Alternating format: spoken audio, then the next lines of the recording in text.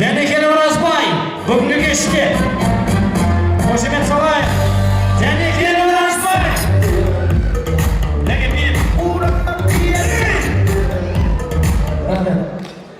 Не деген шапалақ мынау. Ой, бұрмай, мынандай шапалақ көрсем көзім шықсын. Рахмет. Алла мен бір жамандасы болайық. Сәлем берген сауап алады дейді. Ассалаумағалейкум ардақтар жайын. Мұсылман халқы ассалаумағалейкум дегенде не деп жауап беріп жүрміз білеміз бе? Басына намазайықшы. Ассалаумағалейкум. Той құтты болсын. Шапалақ болсыңыз. Мынау енді Данияр бауырым айтып жатыр ғой, осы жерде Дәулет Бижанов деген актер азамат өзі теледидар арқылы өнерде қанық болып жүрген азаматтар бүгінгі мынау керемет қуанышты мерекелік кештің тізгінін алып бүгін көңілдеріңізден шығып жатқан жайы бар. Ол кісілерге де бір қошемет болсын да бүгін. Мынау енді бақыт Гүлбаршын бүгін енді сендердің заңды некелеріңе куә болып қуаныштарыңа ортақтас болып өткен жайымыз бар. Мынау енді Олжас деген ағаң Данияр айтып кетті ғой. Сонау Алматыда Ғабит Мүсірепов атындағы ТЮЗ деп жататын жасөспірімдер театрының белді актері. Біз енді өмірде інім Олжас, өнердегі бауырым, әйтеуір кемедегінің жаны бір дейді бір кемедеміз. Соны енді бір ауыз сөзбен келіп жатқан жағдайымыз бар. Сейітқасым көке, көкем қайда? Сейітқасым көкем негізі бар ма? Айжамал апам қайда? Сейітқасым көке, той құтты болсын.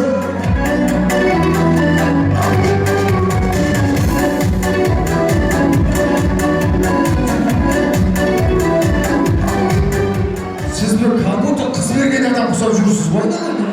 Қыз берген? Жоқ, бүгін деп жатырмын. Берген. Болды. Ойбай, апасыз ба? Олжастың мамасыз ба? Айжамал деген апа дегенге бір кемпір шыған ба деген? Жап-жас әйел шықты ғой. Жап-жас әйел шықты ғой. Вкусыңыз әдемі екен. Әжіктер әйел. Вкус. Енді сіз болмасаңыз, Айжамал апам болмаса, Олжастай бақыттай ұл туа ма?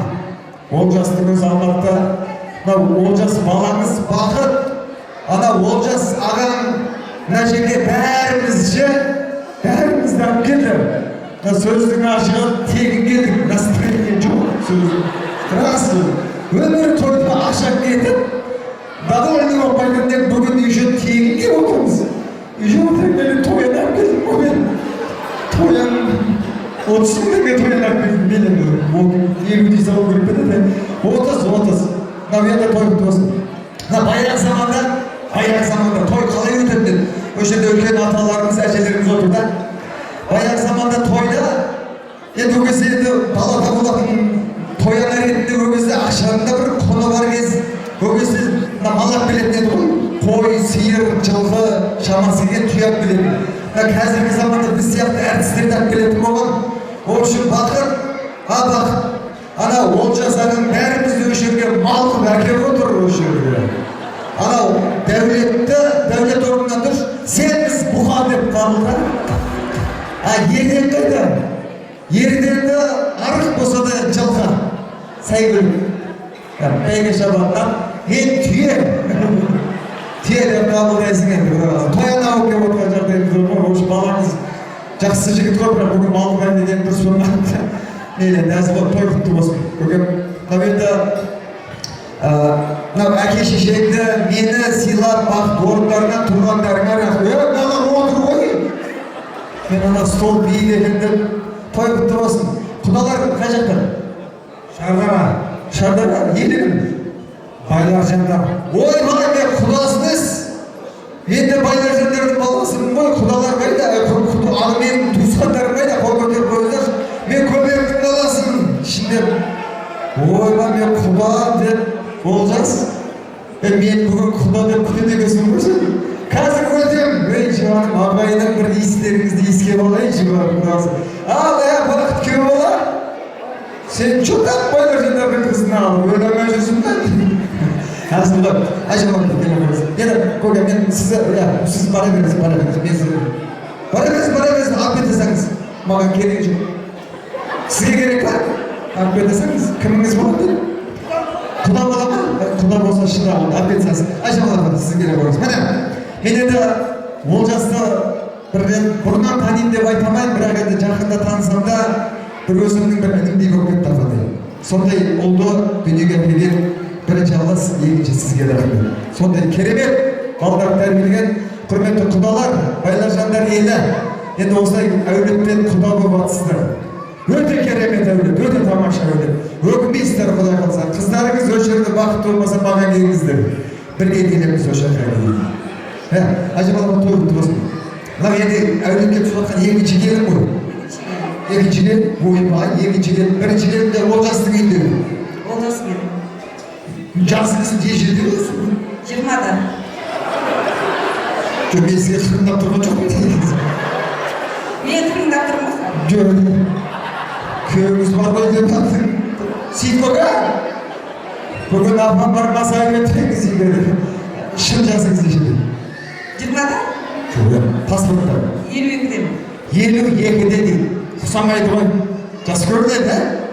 Sikoga bir kursun vakti. 22'deki Meca afa deyip çağırıp çok Ayşemal Cengi şey değil bir iş afa degende afa geldi o zaman ben sizge. Cemşesiniz üstün jasını kopurup жүре Doğru, 22'de değil mi? Saktalgan ne? Ağrıtsa 21'de saktım doğru.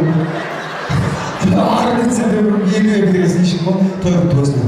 Birinci gelinin adı Olcas'ın yüzü. Fariza orada çağırmış, cügül belesini çıkar. Fariza! Ben bana odan da kattım.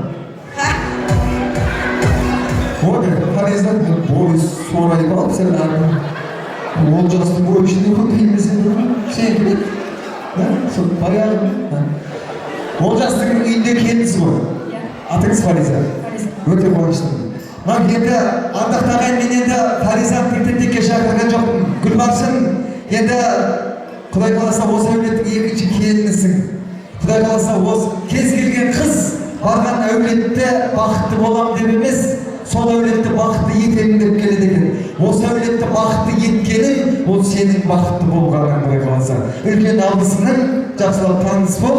Құдай қаласа осымен жақсы болу керек болып тұр ғой. Бұл уже есік көрген құдалар. Мен енді ортаға шақырдым. Міне енесі, міне келіні. Неше жыл болды келін болып түскенге? 7 жыл болды. 7 жылда аз уақыт емес. Молодец, тамаша. Енді былай қылайық. Айжамалға келініңіз Фариза. Келіндер, осы қанша халық отыр ғой, сұрап алайықшы бірінші. Құдалар сіздер тыңдап отырыңыздар. Қыздарыңыз осы әулетке келіп жатыр ғой. Сіздерге де қызықша бұл әулеттің қандай екенін. Мен қазір қандай әулет екенін көрсеткенге бар. Фариза келін, сіз енесіз, 7 жыл болды. 7 жылдан бері сізді күйдіріп жатқан шығар, Алматыда ғой, есік күйдіріп жатыр бірақ. Келін ретінде Фариза сізге шынымен ұнай ма? Ұнайды. Өтірігіңізге белі дейсің. Келін адам енесіне келін ұнайды екен. Тем более Алматыда келіп, есімнен қолда болмағаннан кейін. Ұнай ма точно? Сендік мағыл. Фариза, қазір мен келдіңізден сұраймын сіз туралы. Ұят қылмаймын. Фариза, осы жерде қаншама халық отыр. Ене ретінде Айжамал апам. Жақсы көресің бе ене ретінде? Жақсы көремін. Ой, барында өтірік жүрген мәк болу. Лайла келді, жалпы енді біз енді бұрынғы оңтүстік, қазір енді Түркістан облысы болдық қой. Дегенмен өңір, ол оңтүстік өңірі. Фариза, жалпы қазақта 7-дегі келін сан бар. Сен қазір осы жерде енеңе тұрып 7 рет сәлем саласың. Жақсылап тұрып саласың. Айжамал апа, сіз ішіңізден дұға тілеп бата беріп тұрасыз. Ішіңізден сәлеміне қарай ғой. Нашар берсе, онша емес, мықты берсе. Ал бәріміз санайық, 7 рет салайықшы, келін қалай сәлем салатынын көрейік. Кеттік Фариза. 1, 2, аспайды, 3, құтылып кету керек, 4, 5. Мына сәлем ұнап тұрмасыға. Несі? Баяғы заманды келіндер сәлем берген кезде маңдай толға тақ етті емін болады. Осы болса, тем более, сіздерден мен көрген көресің. 5-ке келдік па? 6 рет 6.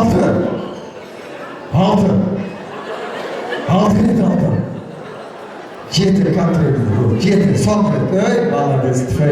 Сәлемін салдым, молодец. Молодец. Әркімді келді осындай болсын. Баста орамал жоқ, неге сәлем саласың? Қабыл бола береді ме? Бола береді ме? Алматыдағы келді, бұл бола береді ме? Енді бұлар мен сұрақ қоямын. Апамның ең жақсы көретін тамағы? Точно? Примерно орасалдың, ә? Бешбармақ кім жек көреді деді. Бешбармақ па? Екінші, апамның ең жақсы көретін сериалы? Türk serialı. Да? Türk. Süleyman? Özde mi? Süleyman. O da бұларда үшінші сұрақ ең ауыр сұрақ. Действительно жақсы көрем деп айттым, иә? Апамның шын аты кім? Mama. Апам аты білмейді үшін жақсы көрем деп ғой. Дұрыс. Келін енесінің атын атай алмайды. Дұрыс. Әркім өзі осындай болсын келін деп алып. Ана баяғы заманда апам кезеңші бер. Бұл енді қазақтарда ене мен келіннің арасындағы дау кейбір әулеттерде кішкене қиындау да. Енесі келінін жақтырмай атады, келін енесіне деп жамандап жүреді. Бұл әулетте емес пе? О, теңіздің ортасында екі кеме жүзіп бара жатыр дейді апам. Екі кеме жүзіп бара жатқан ғой. Біреуінде толған енелер, біреуінде толған келіндер. Теңіздің терең жеріне келген кезде енелердің кемесі батып кетіпті. Бүкіл келіндер қуанып жатыр дейді, ура! Біз қарғаған жоқпыз Құдайдың өз алтын жалмауыздарды деп. Келіндердің кемесінде вечер басталып бір-біріне тілек айтып, қуанып. Сөйтсе кеменің бір бұрышында тығылып алып басында орамалы бар бір келін соқылдап жылап отыр дейді, е Алла, одан да мені әкетпедің бе? Мені сонша бақытсыз жаратқаның не? Мені әкетпедің бе одан да деп. Сөйтсе, ана келіннің естіп өтіп деп сұрап жатыр дейді, сен неменеге жылап отырсың? Біз ана енелерімізді құтылғанымызға қуанып отырмық қой. Ене действительно жақсы еді десе, ана келін айтады дейді, жоға енем үйде қалып кетіп еді ғой, үйде қалып кетіп еді ғой. Так что үйде отырғанда жақсы еді апам. Енді жалпы атаңызды өшірді сейтқасым көкем, менің атам сияқты ата ешкімде жоқ деп айта аласыз ба? Айтыңызшы. Менің атам сияқты атам ешкімде жоқ. Да, сенің орында. Жеті рет отжимание атаның құрметі үшін. Енді бұларда мен бұл жерде үйде 4 күн бармам десем, папам алып жүрдім. Енді құрметті құдалар, осы Фариза келіннің жұрты, мен енді бұл жерде қыздарыңызды ортаға шақырып алып бір масқарасын шығарайын деген ниет емес. Мен қыздарыңыздың текті қыз екенін көрсеткім келді. Осы әулеттің текті келін екенін көрсеткім келді. Құдалар, осындай қыздар өсіріп тәрбиелеген сіздерге мың алғыс, Құдай қаласа. Кел, құлсақты бол, қомырлы бол, тұғырлы бол, өмірлі бол, шүмірлі бол. Рахмет. Қызметіңізге бара беріңіз. Аға, құдағиымның аты кім? Асия. Асия құдағи, орныңызда тұрып қойыңызшы. Құдағи, бау? Асия құдағи, қол көтеріңіз ба? О, қыздарыңыз барған жерінде Құдай қаласа бақытты болсын, Құдай қаласа.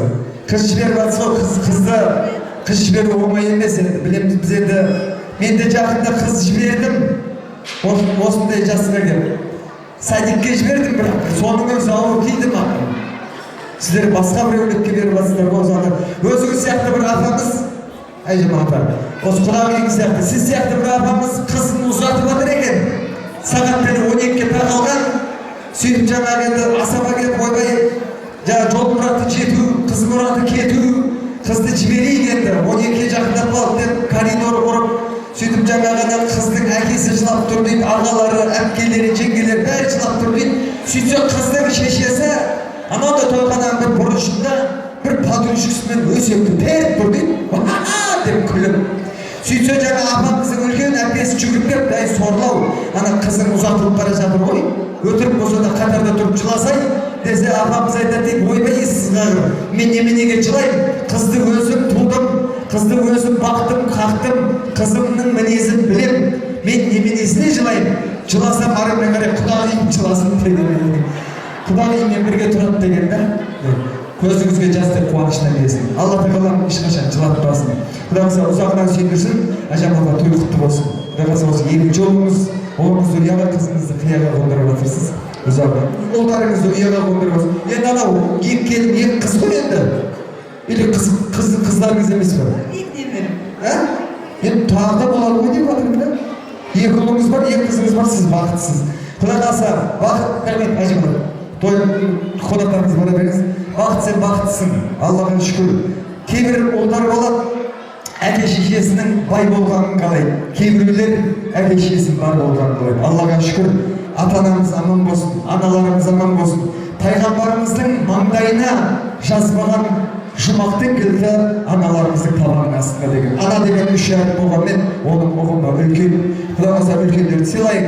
Құдай қаласа болса, тігіп атқан отауларың шайқалмасын, ұзағынан сүйіндірсін. Құдай қаласа бала шағалар көп болсын. 5 ұл, 5 қыз болсыншы, кейін ойланасыңдар. Ағайындар той құтты болсын, тек лайма атырдан осындай тойда кездесуді нәсіп етсе Құдай қаласа. Олжас, той құтты.